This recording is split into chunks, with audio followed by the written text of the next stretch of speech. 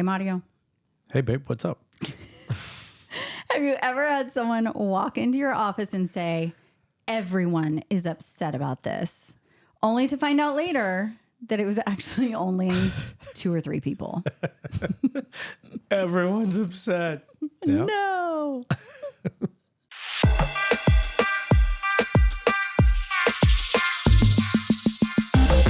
I'm Courtney. And I'm Mario. And this is the Ed Leadership Pair podcast, now brought to you by Marzano Resources and Solution Tree.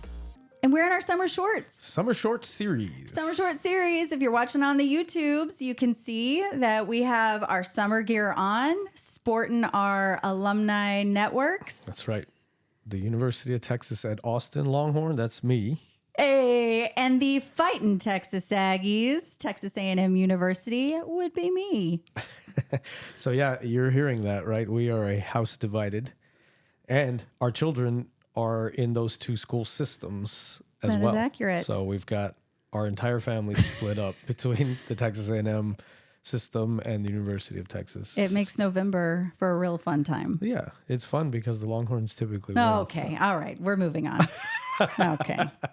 All right. Today's episode, we are talking about, speak of the devil, the Exaggerators playbook. The Exaggerators playbook. Oh, just like the Longhorns. Okay.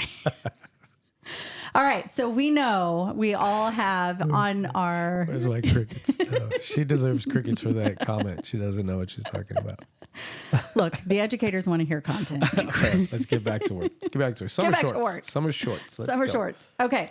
So common phrases that we hear when we're thinking about people in our organizations, because surely we didn't hire people on our teams that are exaggerators, but common phrases that you might hear that let you know, okay, this person might possibly need to be labeled an exaggerator. So number 1, everyone is unhappy. You hear that? Yeah, heard that for sure. How about this one? Nobody likes this. Nobody likes this. Everybody hates this. I think I'll eat some worms. I don't think that's how it goes, but it's close enough. Something like that. Something like that. Here's another one.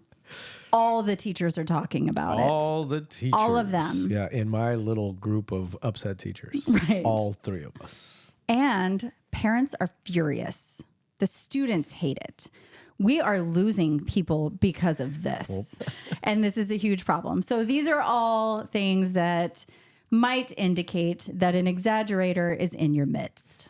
That's right? fair. Yeah. And I mean, the dangerous part about being a principal, an executive director, the superintendent, A leader. A leader, we always say the tip of the spear leader, the person who has to make that decision, is that people are always bringing you their perspective on what they want you to do or what they want you to think, or you know what I mean? So it's really different. I found it was probably the thing I had to grow into the most is every single conversation you're having, almost, maybe not unilaterally, but many of the conversations you're having with people are slanted from what it is they're trying to get you to understand so that they get what they need out of things, right? And it doesn't mean that you've got nasty people around you. That's just human nature.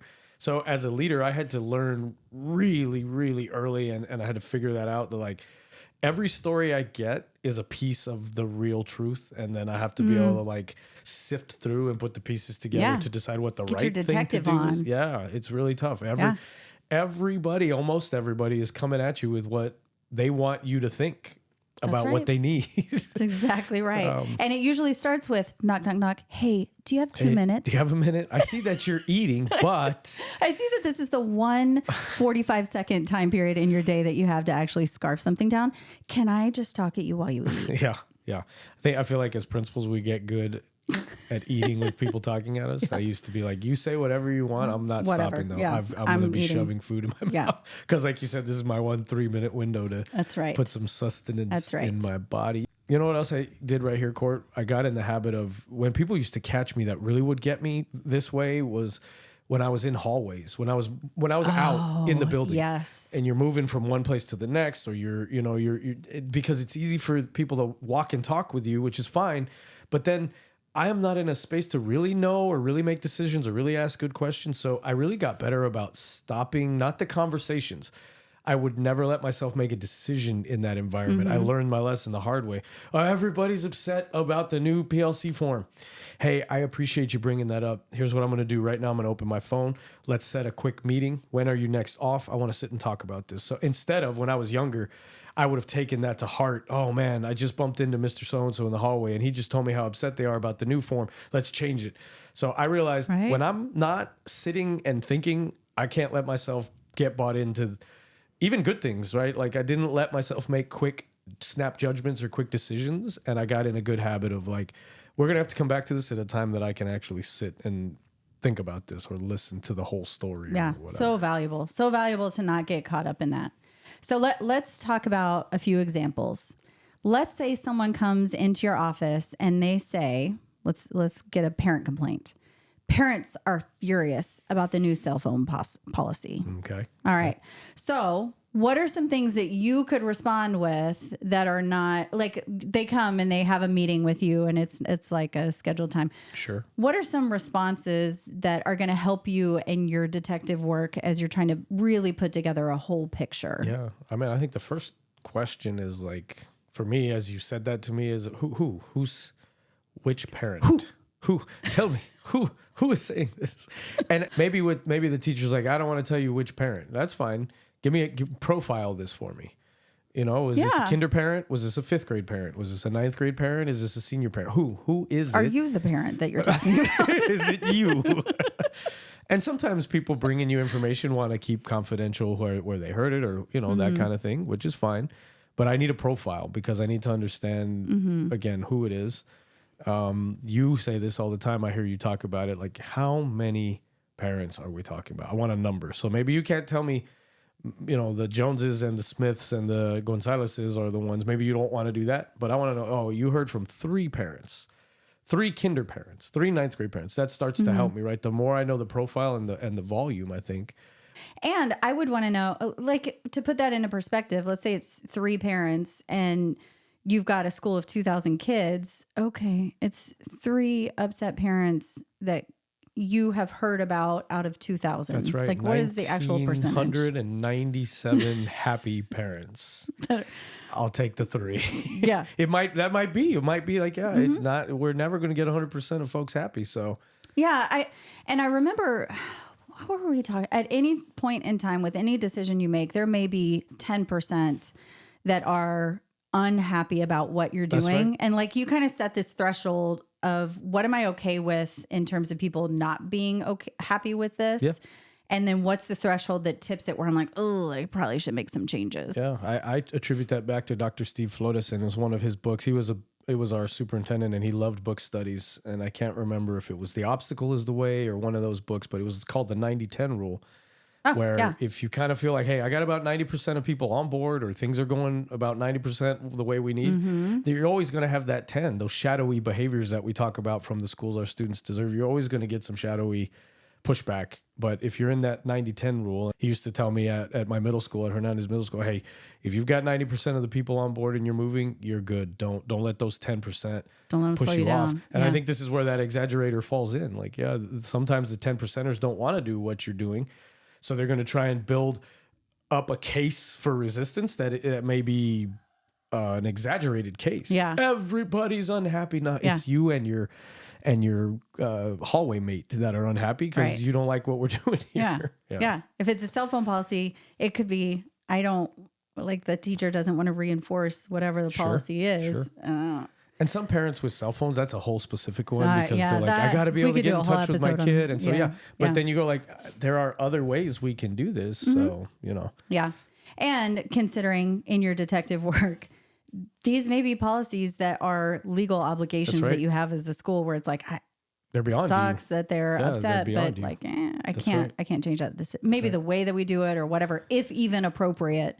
But that's part of your detective work you got to do. I like it. Sleuthing. You got to do some leadership sleuthing. Some super sleuthing. All right. Then we've got the whole example of teacher morale.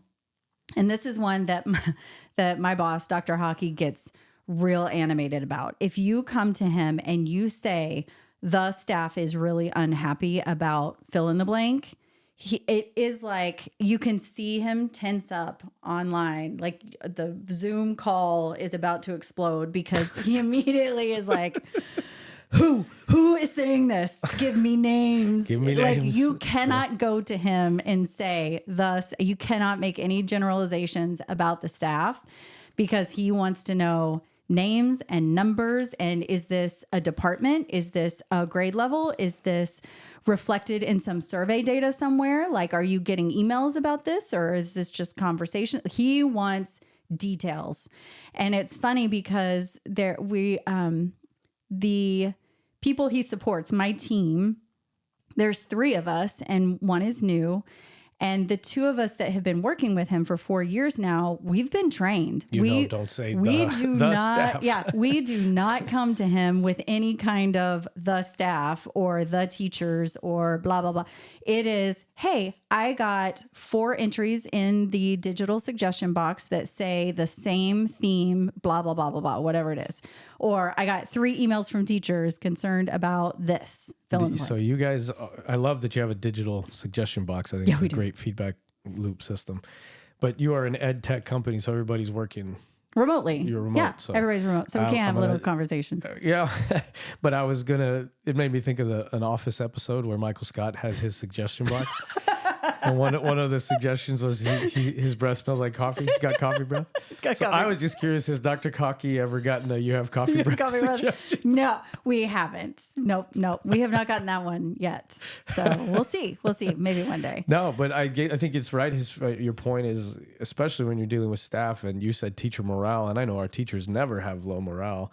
Obviously, gently joking that that's something teachers fight hard, because their jobs are hard. And so it's so dangerous. Like the teachers are upset. The teachers hate this. The teachers are ready to quit. Like who? How many? And, you kind of made me think of like, how do we know? How do you know? Right. Did you hear it? Have you taken a pulse? Like you sat in the teacher's lounge with them and they were honest with you. You got invited to a party on Saturday night where all the teachers were there and they were like, we're coming for everybody. Like pitchforks. Right. I love that question. Who is it? How many? And how do we know this? Where did this coming from? Yeah. Because we know that schools have this sort of like informal communication channels that live, and it's a gossip center sometimes. And I'm not knocking schools. That's a feature of schools because it's people with people. And so word can spread, and it's like, wait, where did that come from? Do we have credibility behind this? And it doesn't mean, listen, I don't think I'm saying, or I don't think you're saying we should dismiss these things, but it is before you jump as the leader to these exaggerated statements is do some sleuthing, do some leadership sleuthing to get to the bottom of, right? Like what is really going on here? Because I've seen leaders react to the exaggerator and break more things. Oh yeah. And now you're in bigger trouble because you've created problems where there really weren't. Like you said, there were 3 parents complaining and you react, and now you got the other 1,900 complaining, and you're like, oh God, I should have left it alone with the 3. You got to be really careful. Yeah. And you know what else as you're saying that, it made me think of heading it off at the pass. Like before it even gets to that point, if you've implemented something new or you've changed something, whatever it is, if you are collecting survey data afterwards, then you can head it off at the pass and be like, cool, I know that 10 people or 10% don't like this, but I'm also aware that 90% are fine. That's right. And you 90% say that up front and you say staff. it actually, hey guys, really great thing. That's right. We surveyed you guys and this is what we got back. 90% of us are on board with this. We're on board. Hey, we're going to go. And the 10% that didn't like it, I would share. Here's the things they didn't like about it. Here's why we can't change those things, or here's what we can do about it. Maybe there is something we can do about That's it. Right. But here's how we can meet you in the middle and still call get it. I totally just come totally out agree. and call it. But you can't call it if you don't gather the data. If you don't do your sleuthing on the front end, gotta sleuth. You can't support That's right. your calls in the end. Yeah. I think that's really wise. Yep. I like that. So then we've got student feedback. So you've got kids hate the new schedule. Same thing. Which students? How many? Did we actually ask them? Or are these just rumors from teachers? Like, how many Kevin Bacon's removed are you from the actual kid that said the thing? 6 degrees of Kevin Bacon. Yeah, because that's what happens in schools for sure. That's the deal. Yeah, and sometimes the kids that are most who most dislike the change, they're the ones that are motivated to talk to you about it. If kids are cool with it, it's not like they're going to come in your office and be like, hey, great job, I'm principal. A-okay with the schedule change. Don't really care. Like nobody's announcing that. Exactly. And same thing with teachers, Sure. right? They're not going to come in. You typically be hear like, from the ones that are having B+ issues. on this. I'm fine. Everything's okay. Yeah, I think you're right. It some pre-sleuthing, especially when you're talking about new initiatives or things you're trying to change, it's really important that you get that voice in ahead of the changes so that you can either know, I've got good momentum going here, or I maybe need to pause because I don't have that 90-10. I'm at 50-50.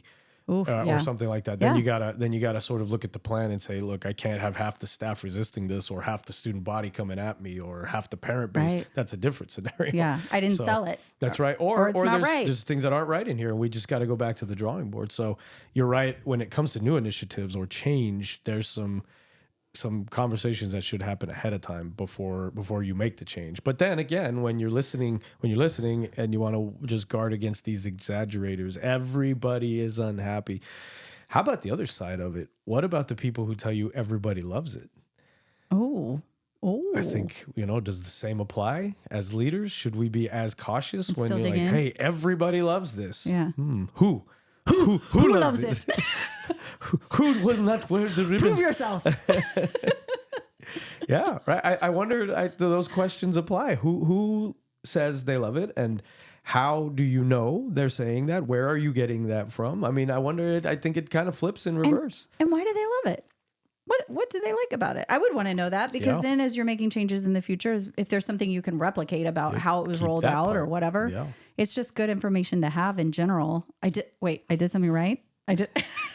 I definitely had those moments where something would go well. Yeah. And okay, wait, what did we do? Wait a minute. What is it? What is it? It has to be exactly the same every time from here on out. What is that playbook, and how do we make sure it happens that way in the future? But I just wonder, what is it about our nature as leaders? So often you see that one complaint feels heavier really than does. 10 compliments. That's Even if very you do get compliments, like you can get one complaint. I've heard you talk before. You may be in a room and you have had 2,000 people fill out surveys on your keynote or your presentation or whatever, and you literally will fixate on 10 that were upset about the fact that you said the word crap or something like that. Yeah. I don't know. You'll fixate on the 10, and I'm like, do you know what a small percentage that is? And of it's what not you even just 10. did? Yeah, you're right. I mean, like, I'm thinking back to my last biggest one. It went really well. And yeah, I mean, it was about 1,800 people. And I think I got 2 comments about one of the ways I did the presentation. Yeah. And you have to be careful, because I like to take those people who were unhappy. But see, this is a little different because these are individual people telling you their opinion. Mm-hmm. So now I don't let it change my entire approach, but I ask myself, if that's how one person felt, what might I tweak without losing what we accomplished, without losing who I am? But what might I tweak so that in the future, if a person like that, how can I help them feel better about what happened? Sure, So sure. it's not, I think it's important. And like, that's not fixating on no, it. not fixating, That's but just that is something considering you've grown the into. feedback. And I think that's the same for leaders. When you get this, like, everybody's upset, even if it is the one person coming at you, I think that's how you got to think of them, is even if it's just you, what can I consider to try and help you feel better, or help you understand it better, or help you get on board more, or make you feel more supported, right? Right. So I think the lesson is, you don't want to go jumping into giant decisions based off the exaggerator, but at the same time, consider the exaggerator, even if it is just that one person, and ask yourself, what might I do to head this off? Or how do I make a person like that feel better, or more supported, or more heard, whatever it happens to be. And how do you train your people not to come to you with this exaggerated vocabulary? Yeah, that's good. I mean, you tell your Because assistant my principals. boss trained me. That's right. And trained my teammate. Well, and I then the think new girl coming in, I think she's learned by now.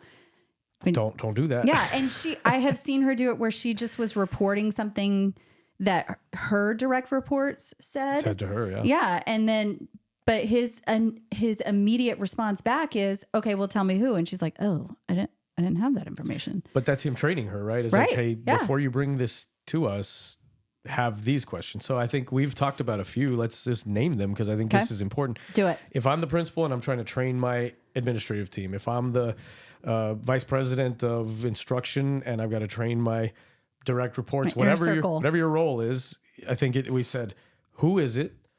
How many? How do we know this? Where did you get it from? Was this anecdotal or is this systematic? Is it coming from like a broken system where we have data that's showing us? Or is this just somebody said it to you in the hallway or on the way out to the parking lot? And then what data supports it? So again, who is it? How many? How do we know? Is it anecdotal or systematic? And what data backs it up? I think if you can train people to come to you with the answers to those questions, then I think you've got an opportunity to have less people running at you with, oh my God, this guy is falling. Chicken littling it. Yeah. But you say, okay, there are 27 out of 40 teachers who have in the last survey expressed that this isn't working and have pinpointed that it's because of the way this is happening. Okay, then I need to darn sure listen to that. We need to go to work. Right. Yeah, then you have the evidence. Got the evidence. We got a critical mass of people that we're worried about. We've got specifics as to what's wrong. Yeah, if you don't react to that, what are you doing? Right. But that's different than all the teachers are pissed off. Yeah, no, start over. As Daryl tells Michael Scott, start over. Yeah, I like that.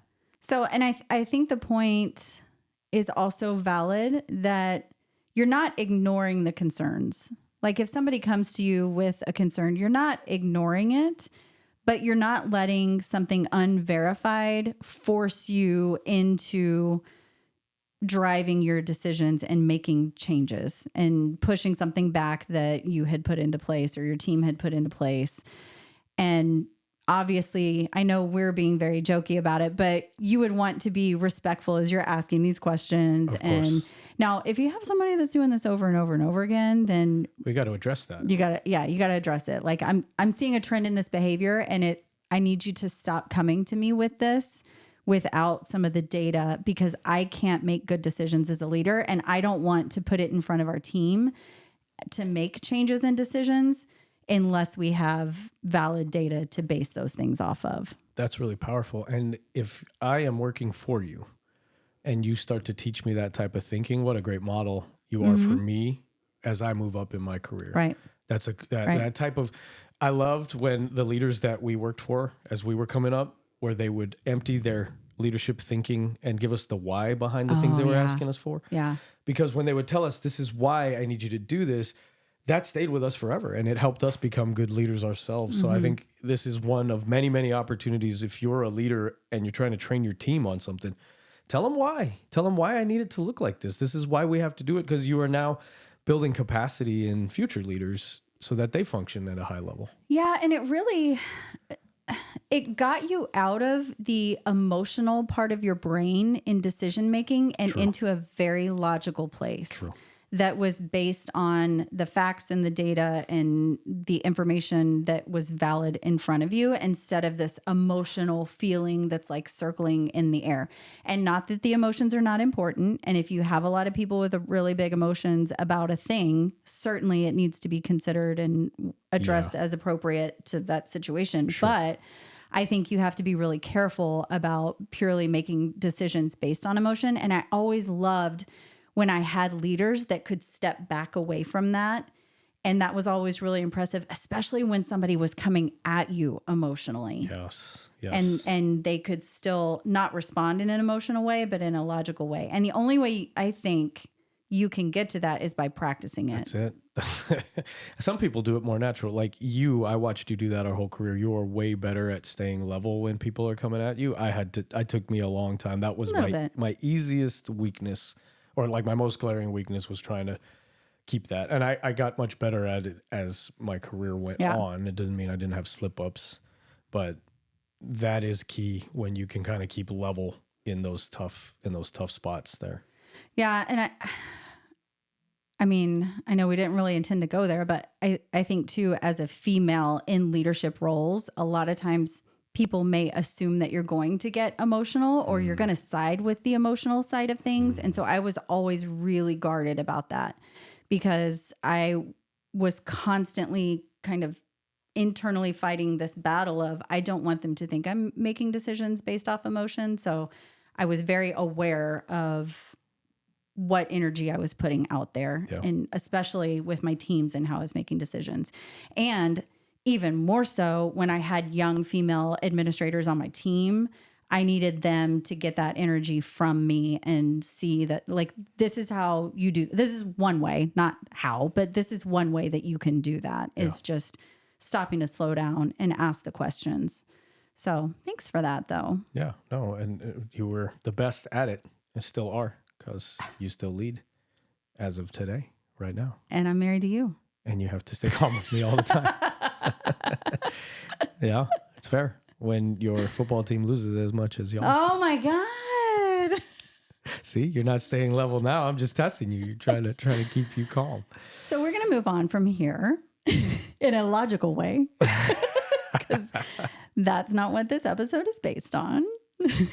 Hey, summer shorts, another one in the can. Hey, leaders, we're just trying to give you some, little brain starters. We know all summer long, while it is summer, leaders are in strategic planning mode. So we're just going to drop you these little summer nuggets, things that can roll around in your brain. Summer nugs. Summer nugs to help you out. Also, Court, just a friendly reminder for all of our listeners that coming up on June the 30th at 3 p.m. Central Standard Time, we will be hosting the first ever live event for the Ed Leadership Pair. We are going to have 6 principals on the live leadership pair panel, where we're just going to kind of pick their brains, get their opinions, get their thoughts, and just kind of, let's hear from people doing the job.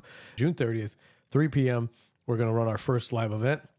We'll have that out on our social media platforms as well. We appreciate your listenership. We continue to provide resources and guidance over the summer to those who have joined our community at www.theedleadershippair.com. And we want to say thank you to Marzano Resources and Solution Tree for their partnership. We sign off. I am Mario. I'm Courtney, and this is the Ed Leadership Pair podcast. Thanks for listening.